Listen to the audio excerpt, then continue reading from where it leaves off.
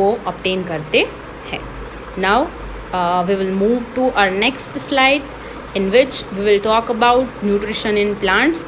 Okay, हमने animals के जो 3 मेन मोड्स थे हेटेरोट्रॉफिक न्यूट्रिशन के, वो हमने डिस्कस कर लिए। अभी हम बात करेंगे प्लांट्स के बारे में। You all know since your primary standard कि photosynthesis is a process in which plant will prepare their own food by using carbon dioxide, water in presence of sunlight and chlorophyll. Okay, देखो sunlight और chlorophyll ये दोनों जो है वो बहुत ही एसेंशियल और बेसिक रिक्वायरमेंट्स है जो प्लांट के लिए बहुत ज़रूरी है to prepare their food. Carbon dioxide जो है वो प्लांट एटमॉस्फेयर से एब्जॉर्ब करता है, वाटर जो है वो उसे सॉइल से मिलता है, okay, through the roots, okay, और सनलाइट जो है उसको ट्रैप करता है क्लोरोफिल। क्लोरोफिल जो है स्टूडेंट्स वो आप जानते हैं कि वो लीफ के अंदर प्रेजेंट होता है और लीफ का ग्रीन कलर है वो क्लोरोफिल की वजह से ही ग्रीन है। ओके, तो ये क्लोरोफिल क्या करेगा, सनलाइट को ट्रैप करेगा। अच्छा, अभी चलो फटाफट क्विकली याद कर लो। मैंने आपको फर्स्ट चैप्टर में बोला था कि कोई भी केमिकल रिएक्शन हो वो विदाउट एनर्जी नहीं हो सकता। कोई भी रिएक्शन करने के लिए हमें सनलाइट, हीट, इलेक्ट्रिसिटी या तो कोई भी फॉर्म में एनर्जी रिक्वायर्ड होती है। तो फोटोसिंथेसिस की जो प्रोसेस है यहाँ पे एनर्जी जो है वो सनलाइट से मिल रही है। ओके, और वो सनलाइट जो है उसको ट्रैप कौन कर रहा है inside the leaf, our chlorophyll. तो just imagine without chlorophyll is it possible to mix up the carbon dioxide with water and form a glucose? No, it's impossible without chlorophyll. That's why only the green plants which contain chlorophyll can do the photosynthesis. Okay, the food prepared is a carbohydrate. जो photosynthesis से food prepare होता है वो carbohydrate होता है। Okay, जो store होगा plant के अंदर और स्टार्च में कन्वर्ट होगा और इसके साथ साथ ऑक्सीजन रिलीज होगा जो कि हम अपने रेस्पिरेशन के लिए यूज़ कर सकते हैं। तो let's talk about this equation and before discussing this I would like to make you people aware of one fact that this year if you will see this year's board paper, ये जो photosynthesis है उसका ये जो equation है जो हम discuss करने जा रहे हैं ये 2 मार्क्स में आया था। Okay, so this is very important, understand it carefully. Okay, you will understand it very well in first time itself. सबसे पहले तो कार्बन डाइऑक्साइड जो है और वाटर जो है वो यूज़ होता है to make glucose. Okay, glucose जो है उसका molecular formula we all know, it's C6H12 and O6। इसके साथ साथ ये ट्रांसपीरेशन के फॉर्म में वाटर रिलीज़ करता है और साथ में ऑक्सीजन भी रिलीज़ करता है। ओके, तो मैंने आपको बैलेंसिंग ऑफ इक्वेशन समझाया था। अगर आपको याद हो तो मैंने अपने फर्स्ट चैप्टर के अंदर आपको समझाया था कि भाई टोटल मास जो है रिएक्टेंट का, ओके, ये रिएक्टेंट्स है और ये प्रोडक्ट है, उसका टोटल मास और नंबर ऑफ एलिमेंट क्या होना चाहिए, सेम।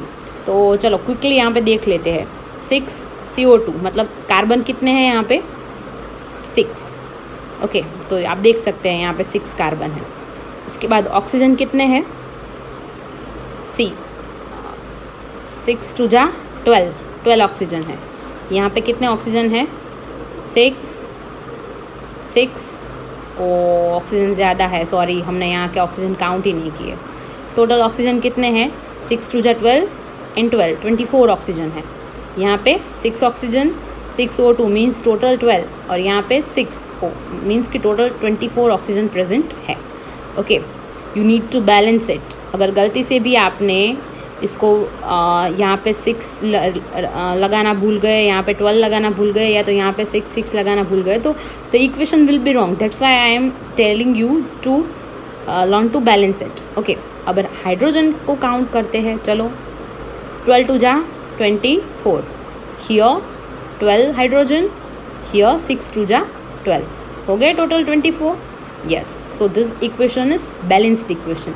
अभी यहाँ पे कार्बन डाइऑक्साइड जो है वो वाटर के साथ मिक्स होता है इन presence of sunlight okay, and chlorophyll, and it will form glucose, water and carbon dioxide. You can see total number and total mass of product and reactant is same. तो quickly हमने जो भी यहाँ पे discuss किया उन points को यहाँ पे कवर कर देते हैं. फोटोसिंथेसिस की जो प्रोसेस है उसमें 3 मेन स्टेप है. सबसे पहले तो absorption of light energy by chlorophyll, okay, conversion of light energy into chemical energy. देखो यहाँ पे सनलाइट जो है इसकी लाइट एनर्जी जो है वो किस में कन्वर्ट हो रही है, ये केमिकल प्रोसेस है इसीलिए ये केमिकल एनर्जी में कन्वर्ट हो रही है.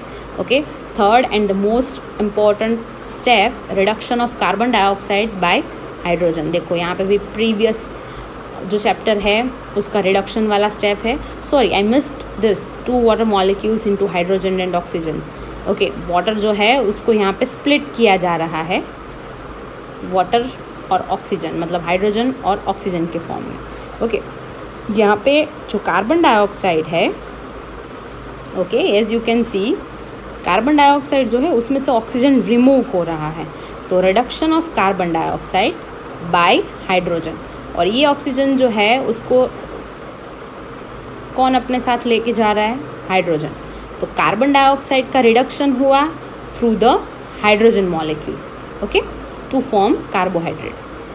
और ये मिला आपको अपना ग्लूकोज विच इज़ कार्बोहाइड्रेट. तो ये स्टेप्स जो है वो आपको याद रखने ज़रूरी है. This was one of the most important topic which is very useful for your exams. Okay, so move to next slide. यहाँ पे आपको पिक्चोरियल फॉर्म में दिखाया है फोटोसिंथेसिस की प्रोसेस. देखो वाटर जो है वो एब्जॉर्ब हो रहा है, ओके, यहाँ से थ्रू द प्लांट. फिर क्लोरोफिल जो है जो कि यहाँ पे लीफ के अंदर ही प्रेजेंट है, वो क्या कर रहा है, एनर्जी जो है सन से उसको एब्जॉर्ब कर रहा है. कार्बन डाइऑक्साइड है जो एंटर हो रहा है, फोटोसिंथेसिस की प्रोसेस यहाँ पे हो रही है. ओके, ग्लूकोज फॉर्म हो रहा है जो कि यहाँ पे स्टोर हो रहा है, और ऑक्सीजन जो है वो यहाँ से रिलीज हो रहा है. तो this was all about the photosynthesis which we discussed in our previous slide. Okay, चलो तो अभी थोड़ा क्लोरोफिल के बारे में बच्चों हम समझ लेते हैं. ओके, और क्लोरोफिल से रिलेटेड एक और कंसेप्ट है वो हम यहाँ पे समझ लेते हैं. अभी हमने समझा कि फोटोसिंथेसिस की जो प्रोसेस है उसके अंदर सबसे मोस्ट इम्पॉर्टेंट अगर कुछ है तो वो क्लोरोफिल है. ओके, ये ग्रीन कलर का पिगमेंट है, ओके, जो कहाँ प्रेजेंट होता है, इन लीव्स. अगर हम ऑब्जर्व करें एक लीफ का cross section under the microscope, we can see cells containing green dot like structure called chloroplast.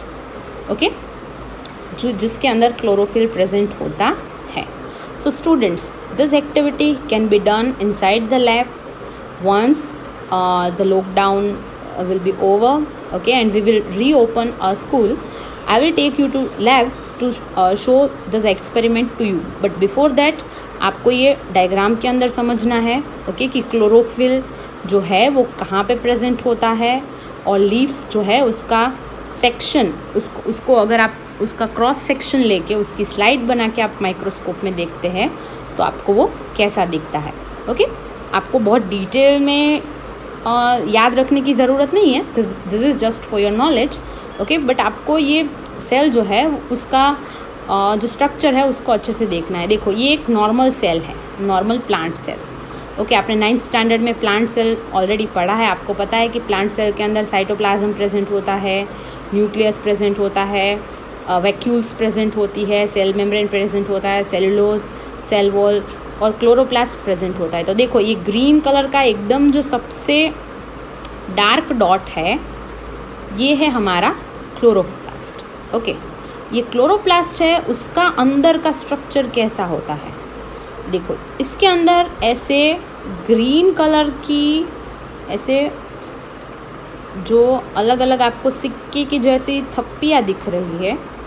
Okay, this is not readable क्योंकि ये जो है इतना क्लियरली रीडेबल नहीं है. ओके, और आपको वो स्ट्रक्चर जो है उसको सिर्फ समझना है. डिटेल में आपको उसका लेबलिंग जो है वो याद रखने की ज़रूरत नहीं है, बट हाँ आपको सिर्फ इतना याद रखना है कि स्टोमेटा जो है, स्टोमेटा हम नेक्स्ट स्लाइड में डिस्कस करेंगे. Here we are talking about chloroplast. This is the structure of chloroplast. Okay, यहाँ पे ये जो येलोइश कलर का आपको स्पेस दिख रहा है, ओके, उसे स्ट्रोमा बोलते हैं. क्या बोलते हैं उसे? स्ट्रोमा. ओके, तो ये हुई स्ट्रक्चर के बाद ये भी लीफ सेक्शन है. यहाँ पे आप एक वर्ड देख सकते हैं स्टोमेटा. देखो ये ओपन स्पेस है एक, यहाँ पे ओके, ये ओपन स्पेस है, उसको यहाँ पे स्टोमेटा लेबल किया है. तो what do we mean by stomata, that we will discuss in our next slide. Okay, move to our next slide. ये जो डायग्राम था यहाँ पे, ओके, ये जो नेक्स्ट स्लाइड है उसमें एनलार्ज करके दिखाया है to for the better understanding of stomata. देखो ये पूरा लीफ का सरफेस है. ये लीफ जो होता है उसका अपर एंड लोअर सरफेस है, दिस वन.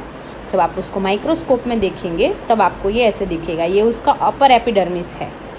ओके, और ये मिडल का पोर्शन है जहाँ पे एयर स्पेसेस प्रेजेंट होते हैं. ओके, ये mesophyll, palisade mesophyll, all this things are just for your knowledge and for your understanding. आपको यहाँ पे सिर्फ स्टोमेटा पे ध्यान देना है. देखो लोअर एपिडर्मिस जो है वहाँ पे एक ऐसा खाली स्पेस प्रेजेंट होता है. ये स्पेस किसके लिए होता है? हमने फोटोसिंथेसिस में डिस्कस किया कि जो एटमॉस्फेयर है वहाँ से कार्बन डाइऑक्साइड प्लांट के अंदर जाता है. तो ये कार्बन डाइऑक्साइड की एंट्री कहाँ से होती है? Through stomata. Okay, carbon dioxide जो है वो स्टोमेटा के थ्रू एंटर होता है. ओके, और कार्बन डाइऑक्साइड के एंटर होने के बाद फोटोसिंथेसिस की प्रोसेस स्टार्ट होती है. तो अभी आपके माइंड में क्वेश्चन आएगा कि मैम ये स्पेस जो है जिसे हम स्टोमेटा कह रहे हैं, ओके, उसके बारे में और कुछ समझाइए जिससे हमें उसका और बेटर अंडरस्टैंडिंग मिले. तो yes, we will move to our next slide for your better understanding. Okay, this is nothing new but the same diagram, okay, for this understanding of chloroplast. Okay, cellulose wall and all these things. Don't need to get involved too much in that. Okay, yes, so this diagram was not so clear in the previous slides, but here you can clearly see, as I said, कि ये जो aqueous fluid, मतलब ये खाली space जो ये दिख रहा है आपको, ओके, ये इसे स्ट्रोमा कहते हैं. 3 मेम्ब्रेन्स होते हैं, inner one, inter membrane and outer membrane. ये जो आप यहाँ पे देख सकते हैं क्लियरली कि ये थप्पी है, सिक्के की थप्पी हो ना वैसी, जिसे थाइलेकॉइड बोलते हैं. और ये एक दूसरे के साथ यहाँ पे इंटरनली कनेक्टेड है. तो ये जो कनेक्शंस है उसे ग्रेनम बोलते हैं. ओके, और ये जो डार्क ग्रीन पार्ट दिख रहा है उसके अंदर जो प्रेजेंट होता है उसे ल्यूमन बोलते हैं, inside the thylakoid. Okay, so I hope I made this diagram clear to you. Okay, this will helpful